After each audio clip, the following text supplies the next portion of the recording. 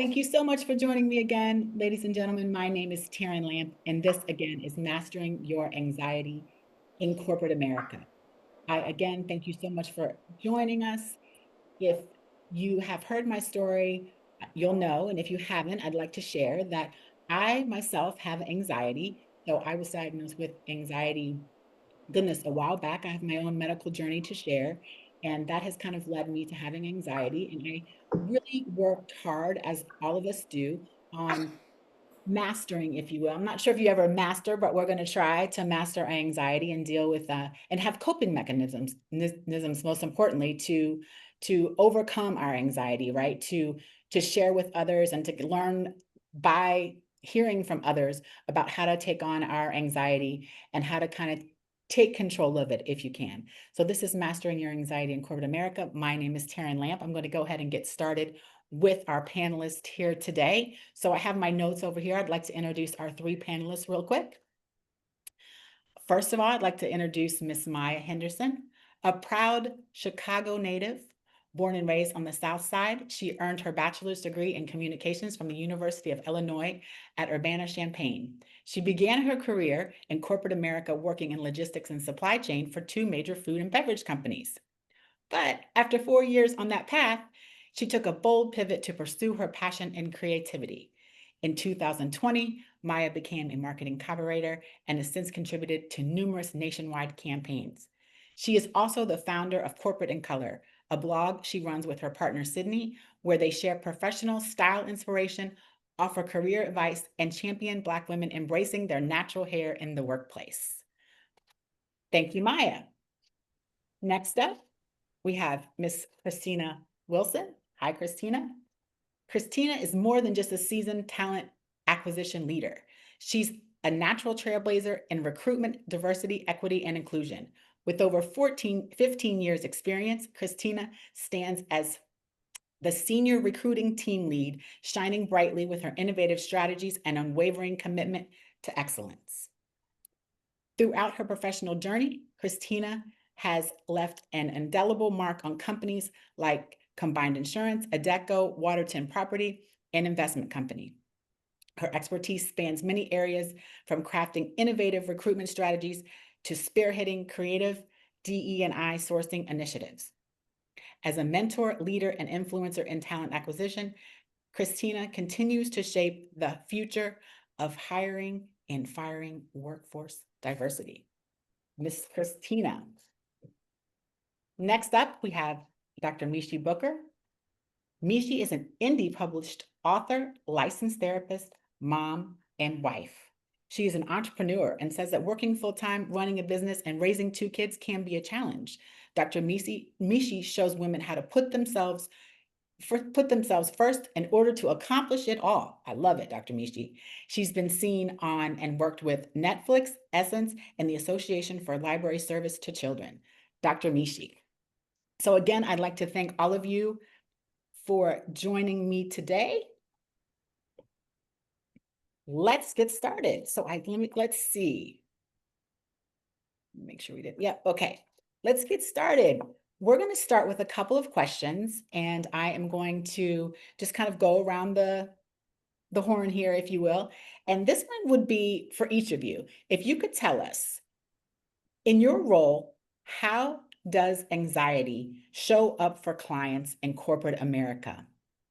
In your role, who would like to start first? Dr. Mishi, I'll start with you. In your role. Great. So anxiety is a messenger and not the enemy. And it's the body's way of saying, pay attention to something that needs to be addressed. And oftentimes with clients, that message is about safety and belonging and self-worth. And so workplace anxiety is often even compounded by our personal experiences and life stressors, child adversities, our racial trauma, financial implications, caregiving. I mean, the list goes on. And so when you already have a heightened baseline from life outside of work, the stress of microaggressions and just underrepresentation can hit harder. And we're not walking into work as a blank slate. We bring in our whole lived experiences. And so for many of us, this shows up in asking ourselves, will we be safe if we speak up against retaliation or even advocating for ourselves?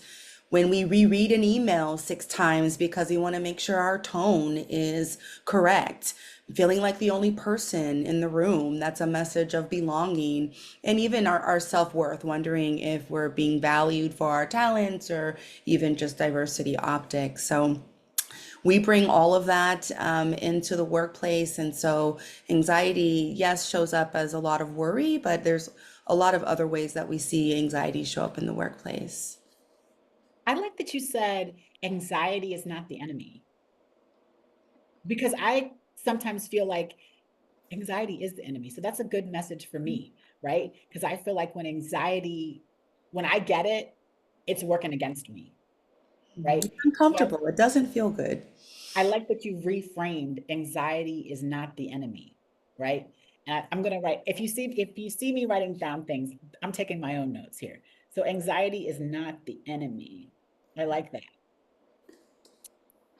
Let me click the chat. No, I don't see, yeah, anything in, but okay. Okay, Miss Maya, tell us about your role and how does anxiety show up for you and your clients? Absolutely. So for me, since I work in marketing and I'm a copywriter, that means I have a very deadline driven job. And that's where a lot of anxiety can come in. A lot of times, our clients and partners, they want us to work as quickly as we possibly can. And then once they get our work, they want to take their time to review and send back notes. So sometimes there can be a lot of what we like to call hurry up and wait. Mm. So you have to work at the speed of light to meet these deadlines, and you're working cross functionally with different partners and sometimes external partners. So anxiety can show up a lot there where you want to make sure that not only are you getting the work in on time, but that it's the best quality work. And for a lot of us, we want more time so we can put our best foot forward, so we can put our best work forward. So anxiety can show up that way.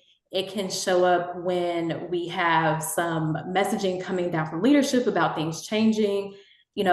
Marketing especially is everything moves so quickly. It's ever changing. So sometimes you can be working on a project for 4 weeks and you think it's going great. And all of a sudden, right in the middle, you get a message from leadership that you have to totally change direction. And that can cause a lot of anxiety because it's jarring to have to pivot so quickly. So those are just a couple of the ways that anxiety shows up when you have to present in front of the entire department for the first time and you're used to being an individual contributor and having your head down. All of those things can cause anxiety in my line of work. Yes, I think that is, when you get that switcheroo on you, that for sure gives us all this little, "Ooh," like, what are we gonna do, right? And especially like, I feel like I'm okay, like being in front of people, clearly, hosting different things and doing my own journey. But I feel like sometimes even when it's switched up on me, then we all get that level of anxiety. So I can totally see that. So, Christina, what about you? What about how, in your role, does anxiety show up for your clients in corporate America? For me, I founded a career coaching organization called KW Careers, and I assist early to mid-level talent with a actual career plan that's curated and articulated for you, as well as, of course, assisting with interview preparation. So I see anxiety coming from a few different places. When a career coaching client is at that moment of transition, approaching that moment with a lot of anxiety and trepidation. When you're new back into the job market and you're dealing with the framework of job scarcity, when you have maybe been traumatized by previous organizations, you're dealing with a lot of workplace trauma. So all of that feeds into a lot of natural anxieties that one would approach when they think about something as big as work. And where I come in is to, one, let's sound it, let's ground it, and then let's formulate a plan away from it. Yeah, formulate a plan away from it. I think it's good to, like you said, let's like identify it, right? Let's Yes. identify it and then formulate a plan to kind of move past it. all these things that all three of you have spoken of, I think, definitely play a role in my anxiety in corporate America. And I love what I do, but the ironic thing is I love what I do, but I still get anxiety, right? And I still have that anxiety in different parts of my life, whether it be in corporate America or even in my own personal life outside of corporate America. Like I said, I have a long medical journey that's led me to be diagnosed with anxiety. I've done a lot of speaking, and I'm an author myself, and just shared my story. But my story, ironically, is what I share so often, but what has given me the anxiety, right? That all of you have said comes out in other ways.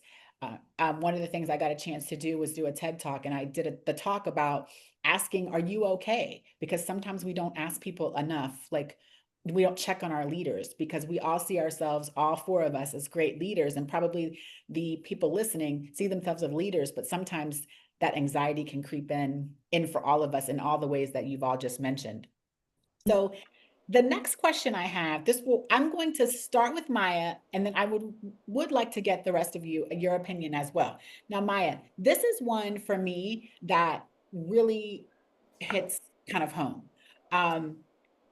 Well, all of them do, but I just think about this because I think of, well, I'll share more. Do you believe wardrobe or appearance can trigger anxiety? Should we be okay standing out, or should we blend in? I think about this my personal self as being obviously a woman in corporate America. I have a nose ring, for instance, and I am in corporate America. And how is that, how is that seen, right? I have short hair now. Tomorrow I could have long hair, like, what is that? What is that for us? And should we be okay with standing out? Or do we need to blend in? And that could be in wardrobe, but for the rest of you, it could be in all sorts of ways, right? We have unique personalities. We could be quirky. We could be all sorts of things. Should we be okay with that? Or should it cause us this anxiety? Maya. That's a great question. And honestly, I think that we should all strive to be ourselves in all spaces. And I know corporate America, that's a difficult place to be, especially as a Black woman, because we're often minorities. Sometimes we're the only Black woman in the room. And so appearance can definitely be a source of anxiety, whether that is wardrobe or it's hair. I feel like a lot of times Black women, we have a lot of anxiety about changing our hair, and what will people say if they see me come in with my wash and go one day, and then the next day I have braids, and 2 weeks later I have a silk press or whatever. So those can always trigger anxiety. But I think that one, it's important to assess your environment, because seeing how everyone else in your environment operates can kind of give you clues as to not should you stand out, but how much. Like, do you want to change your hair color? Like, do you see other people? Because I will say that I find that other races don't have these same type of issues. Like, they'll come in with pink hair, nose rings, tattoos everywhere visible, and not have to think twice about it. We a lot of times do. So I would say assess your environment, and sometimes you do have to just push through. Because for me, I'm kind of a reserved person in terms of speaking. I'm not a super like chatty person, but I do express myself through my wardrobe. So sometimes I wear bold colors. I might decide to wear a pink blazer to work one day. And that can also help drum up conversation. People will give you compliments like, oh, I love this color that you're wearing. And that can help kind of ease a little bit of the anxiety that you have around being at work, and make you feel more comfortable. Because if you love your clothes and you're like, oh yeah, I got this blazer from XYZ store, that's a subject that you're more comfortable talking about, and it can kind of bring down your personal barriers and the barriers of other people. And in terms of changing your hair and your appearance, I've had issues like that before, where I'm like, oh, what are they going to think, because they've never seen me with long braids before. And sometimes you just need to lean on someone. Like, I will text one of my best friends and say, okay, I'm about to go into the office for the first time with the new hairstyle, and having someone be a sounding board where you can just kind of release what you're feeling, because a lot of times you can't talk to your coworkers about it. that helps a lot too. So I don't think that we should try to shrink ourselves when we're thinking about our appearance and how we show up to work. I think it's important to understand the space that you're going into. How do people typically dress? And how can you play within those confines where it comes to your wardrobe? Like, are people wearing suits all the time? Are they more dressed down? And how can you add pieces of yourself into that? And then honestly, my motto now is they get whatever comes out of this bonnet. So however my hair is that day, that's what they're getting. And I've become more confident and comfortable with that. But it has taken time. It's taking a lot of check-ins with girlfriends. It's taking a lot of like, okay, deep breath right before I go into the office, embracing myself. And I found that every now and then you may get a comment that's a bit off-putting and you have to brace yourself for that. But a lot of times it has not been as dramatic as I thought it might be. Okay. Yeah, I think it's interesting, right? Like I think it's definitely something that, I've heard this saying one time someone told me either you're in the game or you're out the game. And what that meant is either you're going to go full throttle into being authentically you or you're going to stay in the lane, right? And so I found that kind of I think I'm more like, you know what, I'm going to be authentically me. It took me a minute to get there, but I'm like, okay, you know what, I'm out the game because I enjoy being myself. I like who I am. And so far that served me well. And so I'm very thankful that has served me well. I want to ask the other two of you, I want to ask specifically if we take wardrobe and we take hair and we take those things out of it, right? That could be any person of any race, right? That could feel um, um, that their appearance or that the way they are, do they need to blend in corporate America? And so how would you, outside of that context, say to them, it's okay to be you, or should they blend in? An example, like I said, could be a nose ring, that could be any of us, or could be just different things that they feel make them different in corporate America that cause them anxiety, right? So how, Dr. Nishi, would you say that they could kind of get through that anxiety when they're talking about just appearance of anyone, appearance or personality or whatever it is? Mhm. How can they get through that anxiety?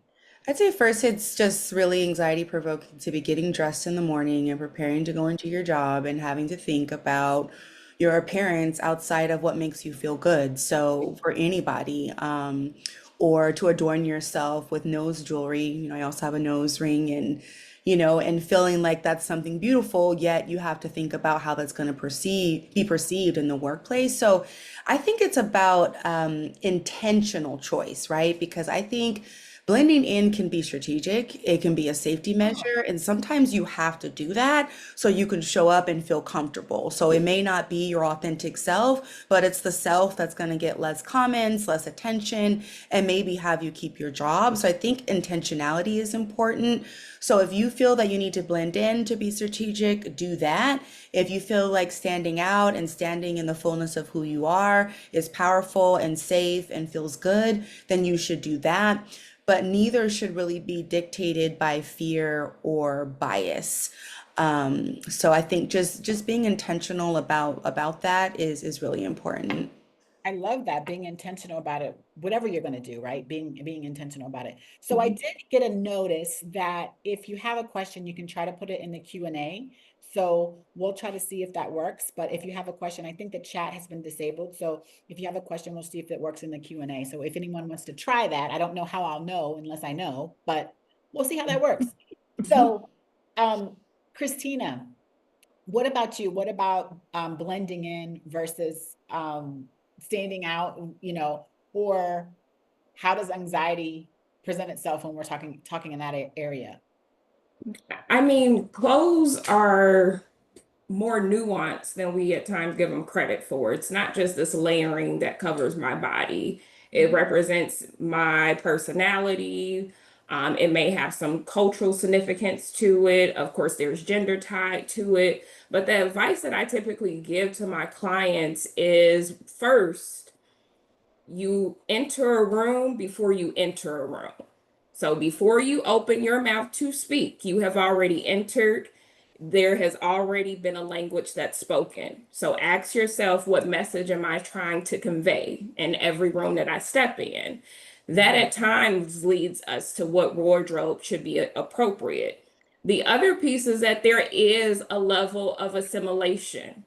And I think when we say assimilate, especially to certain audiences, it grips your chest. That's even anxiety provoking because you're like, then I'm deviating from what is real and authentic to me, right? But we have to. And assimilation has its nuance. You would dress differently for a wedding than you would for a day at the beach, right? So you're going to dress differently for the environment you wish to show up in professionally. So accept that an assimilation has to be formed. But what I would say is the guardrail that keeps you grounded is that I won't assimilate to a degree that deviates from my character. Oh, That's when you're not showing up as your best self. That's not when you're shining bright. That's not the welcoming rooms and tables that you want to sit at. But when I say this is near and dear to me, because on a personal front, which was very anxiety invoking, I executive referred to my braids as contraptions and went on to lead the rest of the meeting and conversation. And I was left to unpack that. And one could have said, I'm not ever wearing braids to this job again. Well, I doubled down and got my hair redone. And that was authentic to me. So I always say again, ground yourself and not deviating anything that's beyond your own character. I love that. Ground yourself in that. So you can go as far as you want to go in either direction. Just don't go out of your body, basically. I like that. I like it because I feel like going out of your body just leads to more anxiety in the end. So I want to ask this question. So Christina, HR. When anyone sees anything that has to do with HR, our heart stops. Our heart stops. Word on the street is that HR is not for you, right? Like that is word on the street. So that gives us anxiety in itself. That's it. I don't even need to say anymore. When we say HR, we're like, what, who, when, where, and why, and am I going to have a job tomorrow? So give us the question is, why does HR give people anxiety? You mentioned hiring and firing and all this acquisition and then I don't know anybody that's like, you know what, when I see HR on the call, I get excited. I don't know one person says anyone never, right? So why is that? Why does HR in corporate America give us such anxiety? Well, the reputation has been earned. We have to be honest. We have been the bad guys in the room. A lot of that is based on the reputation that we've earned of being the gatekeepers of promotions, of hiring, of equal pay, of fair and equitable practices across the board. We have to acknowledge that at times we were not a safe place of full transparency and confidentiality. And we have also at times aided in not course correcting quickly really poor toxic work environments. So the anxiety that it gives to me, I would never be an honest, authentic HR professional that I point myself to be, and saying that the anxiety that you feel when you hear my name and my title enter a room is not coming from a true, genuine, and authentic place. I think what could potentially forge the road ahead is that one, the onus of owning that identity, and then actually laying out tangible, quantifiable things within your organization that are going to slowly shape shift that reputation. How do you then decide to proceed in showing up? A lot of my work over the years has been the unfortunate task of shape-shifting the identity of the HR unit within an organization to be seen as a trusted entity, to be seen as a push ahead versus a gatekeeper in process. And it takes a lot of work. And HR professionals do not like having this conversation. We are not the bad guys. We're not your enemy. We're your friend. And I always come back that give me tangible examples that show that you're an ally. I'll wait. Okay.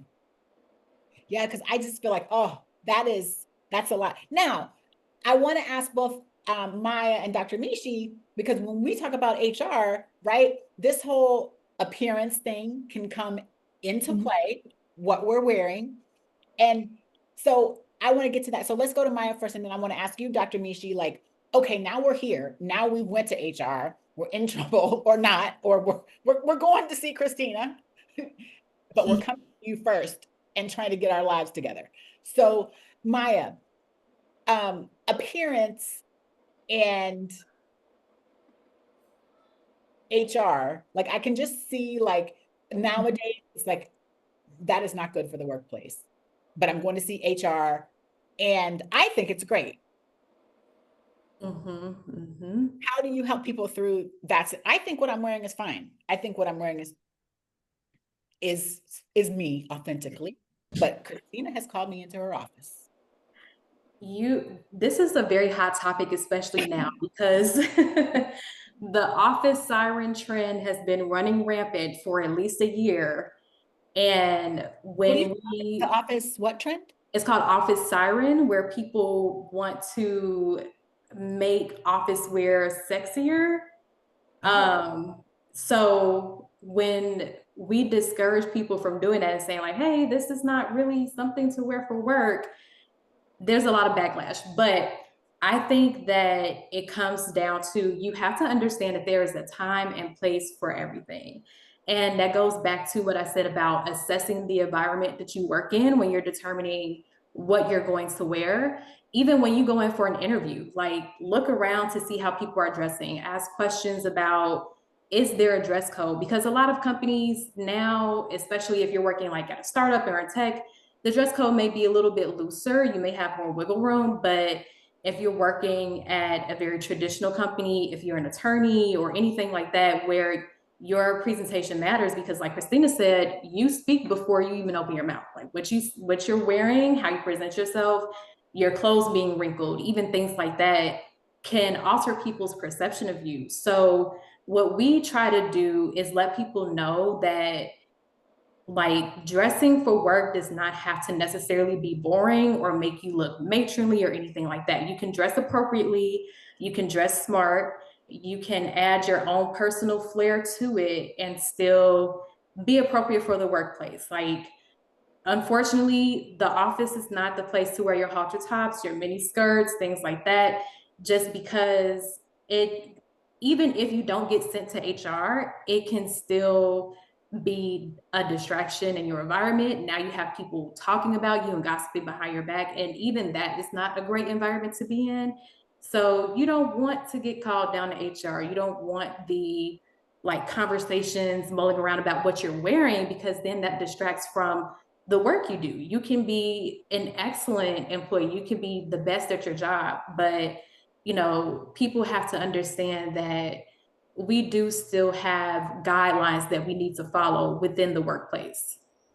So we have two questions. Thank you, Mike. We have two questions. Anybody can jump in. Dr. Mishi, one is specifically for you, but maybe I can get you to talk about this first one too as we lead into the second one that's for you. The first one is for anybody. What can I do if you are being passively harassed at work about clothing? I wear skirts at the knee and a blouse.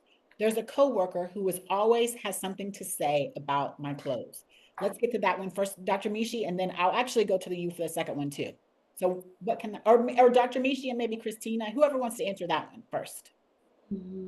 Just reading the question again. What can I do if you're being passively harassed at work about clothing?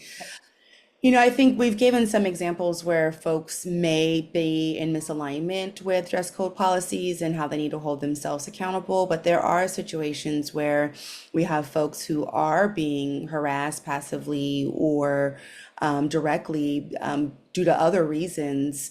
And so they have to navigate systems that are not set up to defend them.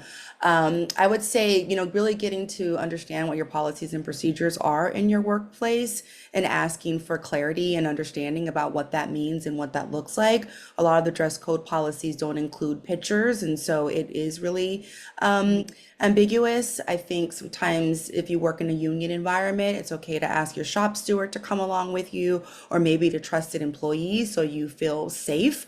And really just kind of checking in around, is this about my dress code or is this about something else? And if you feel that's about something else, call it out, document, and continue to elevate your voice around what you feel is not appropriate. Call it out. Ooh, that's a lot, right? So, Dr. Mishi, again, what would you tell someone to do if their mental health isn't strong enough due to loss and having to go back to work? Yeah, I mean, to whoever asked that question, I'm just sending my heart to you and the loss if it's something that you're experiencing now. Many employers have an EAP program, and so they have resources that are available to you to get that support.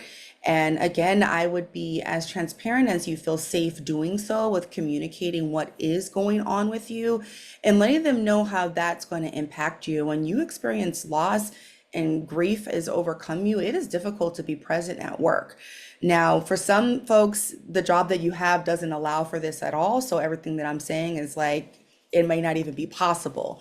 But you do have rights and that legally you should be able to take some time off. You can also talk to your primary care physician and describe to them the impact of your symptoms and how it could be impacting your ability to show up and be present at work. And perhaps they can support you in taking some time off of work where your job is still protected. There are leave protections that you can take. And really, if you have a relationship with your direct supervisor who can be in support with you, you're not doing whoever your customers are, whoever you're supporting, you're not doing a service to them if you can't show up and be fully present after a recent loss. So sometimes you have to sort of address it from that perspective of like, I'm not able to actually do my work. Using your PTO for maybe a mental health day or some days. If you've exhausted your PTO, you can also extend that into sick time because your mental health has to do with your ability to show up. So you can sometimes use your sick time for that as well. And this would be a case where you could go to HR. You may not feel safe to do so, but HR could also inform you of your legal protections and your options within the company's benefits. That's definitely a tough one. Let's see. I think we have we're gonna get to at the end, we're gonna get to the social medias. Everybody's gonna be able to contact everybody. So let me see if I can get to this. What about when we dress as others do in the office, but due to our body shape, people may find an issue? I am a little naturally thicker at the lower areas. Someone could have said the exact same thing, but uh, I get asked to the office. I guess this person wears maybe pencil skirts, pants, jeans, etc. So what do you do with your, if your body type is that of this person that they described, and it sounds like they're getting some comments or things that may take place during that time. So Christina, what about you in that area? From an HR perspective, what? From a HR perspective, as long as you are not in violation of a dress code policy, then I would document the specific call outs, the names of this individual.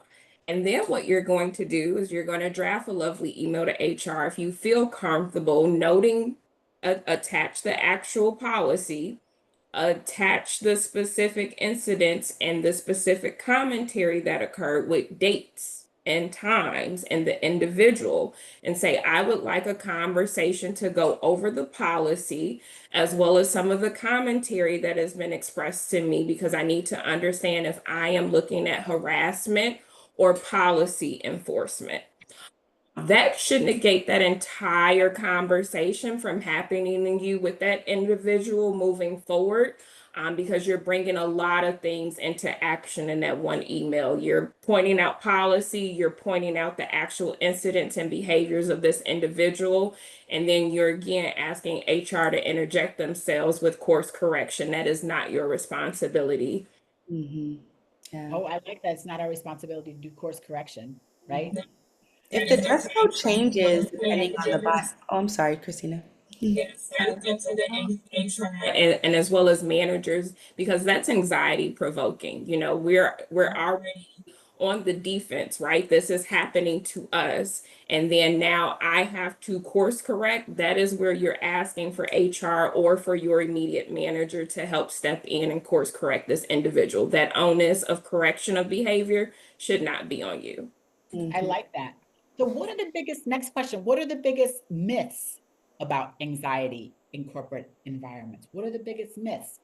Maya, let's start with you. What do you think are some myths about anxiety? Oh, that's a really good question. I think that for me, a personal myth that I've had to debunk is that my anxiety in the workplace is not valid. Hmm.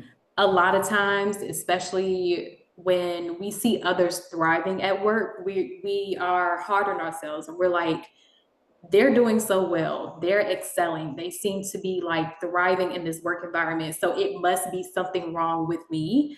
And I think that's a myth because we are all so different. Everyone handles every situation differently. So just because others look like they might be thriving, you don't know what they're going through internally. And even if they are, that doesn't negate your experience and how you feel. Yeah, I think that's a good one because I find myself oftentimes thinking to myself, like I have come to terms with, if you will, through my, like I said, my medical journey, just my life journey, my literally my essence, whatever, it's different, right? I am different. I know that. I'm quirky, I'm whatever the things that come along. So I think that sometimes I feel like my anxiety comes from like me not trying to be that way and telling myself it's not valid to feel it, if that makes sense. Like, I have to be okay with being different, but I also have to be okay with knowing that I have anxiety and some things are going to make me anxious, and that's okay too. Right. So I think the validity of anxiety is very important. Mm. Dr. Mishi, what Mhm. are the biggest myths in corporate in corporate environments about anxiety that you see?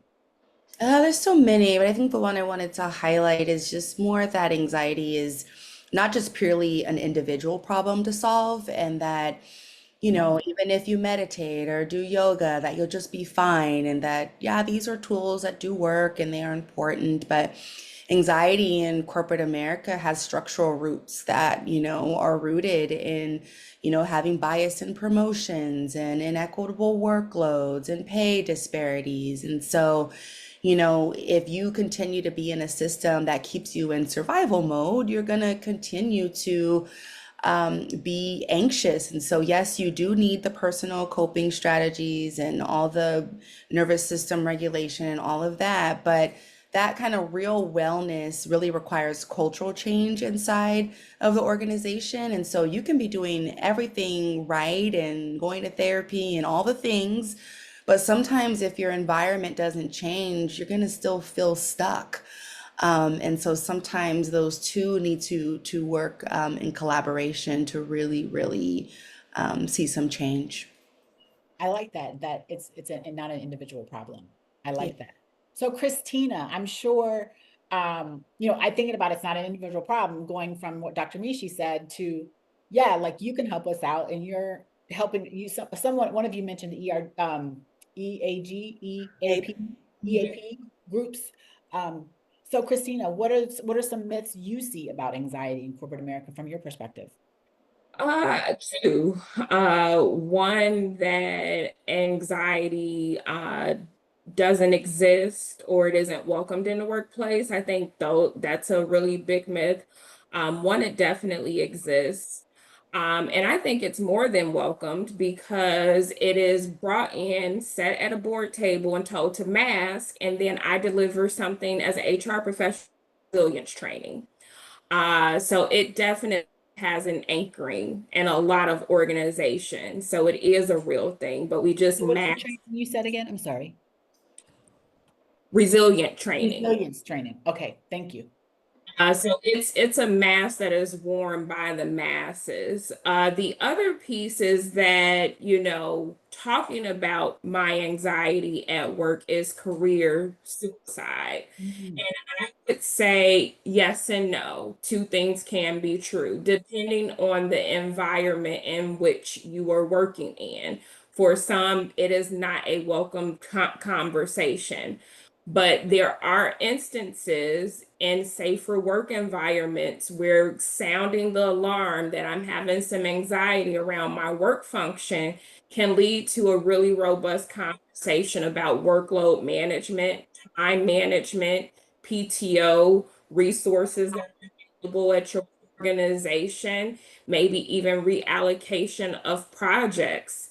It can be more of a conversation that, hey, I'm trying to get ahead of this. I'm having a strategic conversation with HR or my manager so that I don't become ultimately consumed by this anxiety I'm feeling at work. But again, I would say that that's case by case depending on the environment in which you're employed. So I think it's interesting. What if each, and this is not something we discussed, but it's a discussion, I guess, because I'm thinking about like all the things we've said and anxiety, not being welcomed, basically, not being welcomed, or it's not valid, as Maya said. One of the things that I feel like I have is like, I don't know if I'm going to call him my anxiety buddy, but like I have a work friend, right? That I'm like, "Bleh," when times come, like, whether it's way I look was off or whatever to somebody, or whether it's what, you just said about having the discussion and having a safe space so I can have kind of bounce that idea off someone. But what do you guys think about us having like a work friend, a work bestie or whatever, to bounce some of these anxious feelings off of during this time when we're either, in any of these topics that we're discussing? What do you guys think about that? Do you think that's a good idea? Or do you think we gotta, what do you think about that? Having a I work friend? tread lightly, work friends. While I have had the fortunate experience of developing some very meaningful relationships by way of work, I have also lived the other side of the coin of believing that I was forging the way to meaningful relationships and friendships, ultimately to be stabbed in the back. So you have to have a level of discernment when you are building work relationships and a level of discernment on how much you decide to disclose. Okay. Yeah, Good to know. also evaluating if that relationship is healthy for you. I think there's, a world in which this person can be a great sounding board and maybe can offer alternative opinions and supports. But if it is someone that fuels your anxiety because you're both in an anxiety spiral together, so when you're feeling anxious, you go talk to them and they're like, "Oh my God, I feel the same," and we're both just so anxious, then it's not may not be helping in that way. So I think with any friendships and relationship you have, you just need to evaluate if it's safe for you. As Christina was saying, if that's a trusting relationship that you can have, especially if it was formed in work. And so, everything is all good until it's no longer good, especially when it comes to people's livelihood and paychecks. So just be mindful of, discerning and assessing the relationships, just in general, workplace and in the world. Another way. Yeah. Yeah. Let me see. We have a fifth question. Ooh, what do you ladies think about work wives and husbands in corporate America? It's a hot topic right now. Um, who wants to take that one? It would be up to you if you'd like to share, or Mishi or Dr. Mishi or Christina. What do you guys think about work wives and husbands? Sure, I'll share my opinion. I think that to both Dr. Bishi's and Christina's previous points, you have to assess your relationships and be very careful and intentional about the level of closeness you have with your coworkers. I think a lot of times, especially now with it being such a hot topic, the work husband, work wife thing can cross some lines and go into unprofessional territory. So while you may have someone that maybe you all speak to each other quite a bit. You work on a lot of projects together, so you have that level of closeness, or you have lunch together every now and then. I think it's very important to understand that these are people that you work with, and there are certain boundaries that you need to have and stand firm on in order to make sure that you're not crossing that line into unprofessional territory, and then it becomes detrimental to not only your career but your livelihood. Mm. Mhm. Anybody else on that one? Work HR. Mhm. HR, do tell. Would steer completely clear away from any work spousal situation. We have to ask ourselves, what environment are we in? This is a professional setting, and when we think of about a spouse, there is not much professional that lies within the boundaries when we define of things. A wife or a husband represents an intimate bond. Uh, that in no way sounds like my counterpart in accounting. So I would steer very clear Mhm. from those. Mhm. Spoken like the HR professional that she is, ladies and gentlemen. I get it. I totally get it. So look, we are 8:17, so we've got about 10 minutes left. So we still got some time. If you have any, I think we have one more question. Let's see. Oh, excellent panel. Thank you for your insight and many golden nuggets to hold on to. Yes, I know we're having a great discussion here, right? I want to get to this last question, and before we get to closing remarks. So we'll start with Dr. Mishi. Mhm. Can you share 3 practical tools for mastering our anxiety in corporate America? 3 practical tools. It's so hard to just name three. So I'm gonna rattle off as much, as I can. I think, one, we said early, kind of this name entertainment, like you need to create a space where you can name that you're feeling anxious. Not that, you become your anxiety, but make sure you're making space for if that's what you're feeling so you can get support and you can move forward. So let's say that's first. I'd also say like how you start your day really matters. So your morning routine, your morning ritual, if you don't have one, I highly suggest that you start to think about how you want to set your intention for your day. Even just spending 5 minutes setting an intention can change the trajectory of your entire day. Many of us do what I call we jump into the work before the inner work. And if you spend some time in the morning doing that inner work, it will change your day, even by just saying the kind of day you want to have.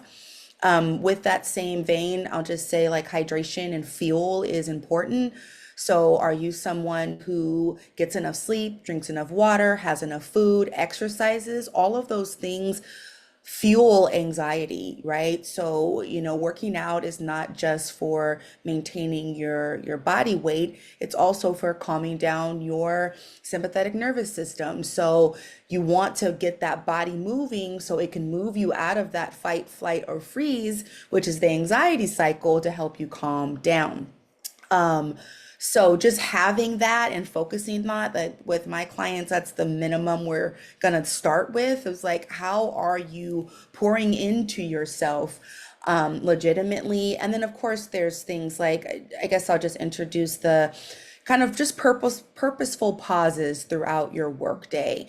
Can you take a moment to get up out of your seat, walk around, stretch your body, put some music down? Black folks, indigenous folks, we are connected through rhythm and music. And sometimes you need to put on your song and just have a moment to connect. Go put your feet in some grass. just moving your body around throughout the day and kind of just reset, and even setting the intentions midway through your day. If things get stressful, you can have a purposeful pause to realign. All right, let's go to Maya. 3 practical tools.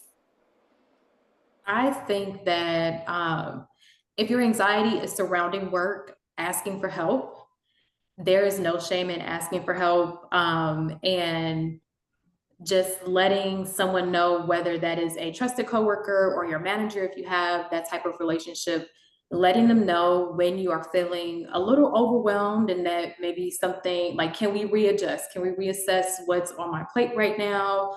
Or is there an opportunity for an extension, things like that. So there's no shame in asking for help. I think that can help calm the anxiety, especially, like I said, in my role, we work on a lot of deadlines. So that's one thing that helps me. Another thing is planning time off. Anyone who knows me knows that I hold PTO very near and dear to my heart. And I know that we can't always just take days off on a whim, but sometimes if you know that you're in the midst of like really heavy workload or like a really intense project, when things calm down a little bit, take some time off so you can unplug from work. Take your work email off your phone, shut your laptop, take the Teams and the Slack off of your phone, and just give yourself time to reset. That does a world of a difference. Even if you're not going on a vacation, you're staying at home, just nurturing yourself. And another thing I would say is having hobbies, honestly, having things outside of work, because work is just part of who we are. It's not our entire identity. So whether you like to read, or if working out is a hobby for you, or if you like to garden or knitting, anything that you can look forward to that nurtures your mental health, your well-being, I think that is also a great way to kind of curb your anxiety. I love the PTO idea. Mhm. Use it. Don't bank it Oh, up. Use it. like, I know it's interesting because a lot of times I used to be the one who'd have some left over, and then I'd be like, oh, I have some left over. So I think I had a manager tell me one time, just, hey, it's there, you know, Mhm. make sure you're using it. So, and that, I think that's the culture sometimes is like, was I reading, there's a saying, right? Like the working, what is it? It's something like overworking yourself is, it used to be a sign of like doing well. And now it's like, it just exhausts you, Yeah. if you don't take this time off, right? So I don't know what the exact saying is, but there's a saying about it. Like, oh, nobody ever, whatever, from just overworking themselves. So I'm with that PTO option. Christina, what about 3 practical tools that you can share with us? I would say first validate your feelings and your experience. Ask yourself, what is it communicating to you? Is it asking you to make own in? Is there something that you are missing at work or not doing? And I would even say, is it communicating that it is time to make a pivot? Sometimes our anxiety is screaming loud and clear that a transition is upon us, and we should not be approaching that with trepidation. But when I think about some tangible, like in the moment, you're anxious at work, right? We can't just say, oh, I'm stepping into this new career vertical for myself. Some specifics that I do in the moment is breath work. Take 10 deep, relaxed breaths, center yourself. After those deep breaths, then I do the 3 method. I look for something I can see, something I can hear, and then I ask myself, do my fingers move? Do my toes move? Those type of things ground you in that specific moment. Be open to journaling, guided meditations, and then a longer range plan is I am a huge advocate for seeking therapy and supportive services. Don't be afraid to talk to someone about what you are experiencing. I love that. I love that. Don't be afraid to talk to someone, a professional, right? A Dr. Mishi in our life, um, to to kind of work through what we're feeling. We are at 5:25. So if anybody has one last question, feel free to put it in the chat. We're at 5:25. I want to go around again. First of all, I want to take a picture. I want somebody to take a screenshot. I think Takia's on. She's going to take a screenshot. Everybody smile because we've had a tough conversation. There we go. We got it. I've had tough conversations. Dr. Mishi, Christina, and Maya, I really thank you. I want to go around real quick and have each of you share where people can find you and any quick resources that you would like people to have. So let us know where we can find you, your socials, and any quick resources in your area that you'd like to make sure that people know about. So Dr. Mishi, we'll start with you to close this out, and then we'll go Christina, Maya, and then I'll close this out. So you can connect with me on social media at Dr. Mishi Booker. And then in terms of resources, I think the best place to start as we talk about anxiety in corporate America is to see what exactly your job offers. I think it varies across each organization, and you might be surprised. Some organizations have coaching, they have additional sessions you can get, they even have a couple of free therapy sessions that you can get. So starting there, and also I know that in communities sometimes it's hard to find a therapist, and so I do recommend BetterHelp, or also if you're looking to find a therapist in your network, you can go to Find Therapy or Find Psychologist and type what are the parameters around your budget, around your location, and the type of therapist that you're looking for to get some additional support. Thank you. Please, ladies and gentlemen, connect with Dr. Mishi Booker online. Christina, please share. Website kwcareers.co. I am also available on LinkedIn under Christina Wilson, so you can add me as a connect there. Social media, I am on TikTok under KW Careers, as well as Instagram KW Careers. So find me that way. And again, back to Dr. Mishi's point, when it comes to resources, I would say start with your employer first, and then look at any external services with the various sites that she mentioned.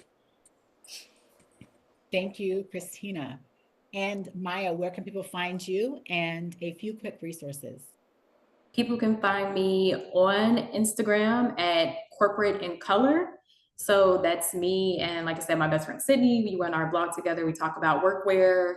We talk about career journeys and things like that. So Corporate in Color on Instagram, on Threads if you're there. And then we also have a website, corporateincolorblog.com. So you can look through our blog posts and even use those as resources. We give a lot of like extended tips and tricks on our website. And piggybacking off of what the previous lady said, your company is the best first place to start. And then I also found my therapist from blackgirltherapy.com. That was a good resource for me because I knew I wanted a Black woman therapist. So that's another resource to add to the list as well. We just got a comment. Amazing panel. Thank you so much. This was needed. Ladies, I truly appreciate each and every one of you coming to be a panelist today. We had a wonderful, great, thought-provoking webinar. I truly appreciate it. Audience, my name is Taryn Lamp, Terran. And so I am on all social platforms at I am Taryn L. So I am A-M, Taryn, Terranl, on YouTube, on Instagram, on Facebook. I'm just my name, Taryn Lamp. And what's the other one? TikTok. So I am Taryn L on all of those platforms. This webinar, along with the original first Mastering Your Anxiety webinar, is going to be on my YouTube channel soon, as soon as I can get it there. But please connect with me as well. We will be having another Mastering Your Anxiety seminar, hopefully in next quarter. So I look forward to connecting with everyone then. Again, please look out for these three wonderful ladies and their organizations, and their work has been phenomenal. So with that, I'd like to sign off. It's 8:30, and I appreciate the panelists and our audience. So thank you. This has been Mastering Your Anxiety in Corporate America. Thank you.